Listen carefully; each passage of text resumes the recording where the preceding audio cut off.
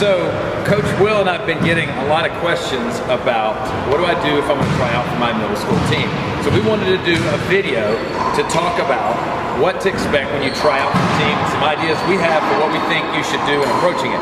Sorry for the noise in the gym, we just got to record, so we're going to talk about it. So one of the first things, like if you're a coach and a kid's trying out, give us your first thought on what you're looking for and what you're not looking for. Well, I would tell you right off the bat, any tryout opportunity is going to be, the players are going to be evaluated on ball handling, shooting, and probably some kind of play opportunity. Yeah. So when you break down those three aspects of the game, we're talking about ball handling. That's controlling the basketball. But when you are dribbling the basketball and putting it on the floor, if I'm driving left, coach, that ball's got to be in my left hand. It's in the right hand. If I'm driving right, that ball's got to be in my right hand, because that's going to show that I at least have basic understanding about how to protect the basketball. Yeah. That's what coaches are looking for when they're looking for players, someone that can protect the basketball and play the game. So and they're probably going to set up some drill that might be zigzag through cones, or sometimes that happens with coaches. Absolutely. We've heard of that happen. Absolutely. All right, now, so any tips when it comes to shooting? Obviously make your shots, but any specific tips as it relates to shooting when you get a chance to shoot in the game? Specific tips that I would say, in this situation, in a tryout situation, less is more. That's right. So you want to be efficient in what you do. You want to make quick decisions, and you don't want to do a ton of dribbling and trying to break people down. Those are forced plays. Yes. Coaches are looking for players that can make quick decisions, and when you're talking about shooting the basketball, catching and shooting is a quick decision. Yeah, catch and shoot. Yep. Catch As much and shoot. as possible instead as of much as you can. Yeah. All right, so then we're talking about then when they play live, because there's bound to be some scrimmage stuff. Obviously, coaches are going to look at your ability to play help defense.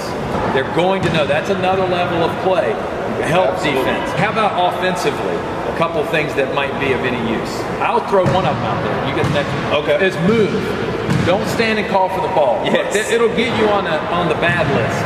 Standing and calling for the ball. Even if you're a great shooter or a great ball handler, you can call for the ball as you're running, as you're making a cut. So you got to cut. Lots of cuts. Don't hang out at your favorite spot, or it's going to hurt you. Now, did you have any other thoughts? Well, that is spot on, 100% correct. The second point that I would say would be, using one of our terminologies, the catching, facing, and dominating your space. Yes. That's going to show a coach that you have the ability to catch, look through the defense, be able to find other players, but also to be able to control your area when a play is being run. Yes. So coaches are going to have plays, and sometimes within those plays, you're going to have to hold the basketball.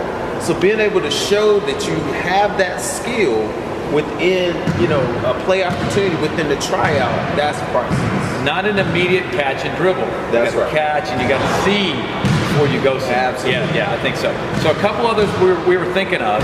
So let me refer to my cheat sheet here. A couple others. Okay, so when a coach calls that group in, if you walk, that's trouble. Yes. It doesn't matter how good you are, because the coach isn't just looking for the best players. That's right. They're looking for people that can fit within what they're trying to do. Somebody who walks in, when they say, all right, everybody come to me, that's going to get you noticed in a bad way. Yep. Don't think your coach isn't looking at that. Always looking. The second is, if you're the first person to arrive, I'm sorry, but you're a little weird. You arrive first every single time the coach calls you over. The coach just sees desperate rather than ball play. So you don't want to stand out for walking or running too fast. So always jog over, be one of the first handful of people there. Just don't be the first. I'm serious. Don't be the first. I agree with that. So, absolutely. All right, so, and a couple of tips maybe for engaging your coach and being memorable are, when you're done, don't just grab your stuff and leave the gym. Hang out for a couple minutes. Shoot some free throws. That's right. Shoot one shot that you are particularly good at. That's right. Shoot that one over and over some. Yeah, and then... Yeah, well, I agree with that 100%, because what that says is that you actually care about the craft, that you are enough to practice your craft. Yes. So you just played and you said, hey, that's not enough. I want to improve. And even in 3 to 5 minutes, a coach is watching your habits. Yes. Coaches are always watching habits, because if you have that habit to be able to stay after practice, he or she already knows that you're going to be a hard worker and do what they ask of you to do. That's it, yeah. And then at the end of that, don't stay half an hour. Don't try to pretend like you're always going to be there forever afterwards. Just stay long enough to do something. Yep. So then shoot some. Then when you leave, go find the coach. Hey coach, hey thanks, I appreciate it. And if you got any specific thing to thank him for, thank him specifically. And say, my name is Bobby or Jenny or whatever.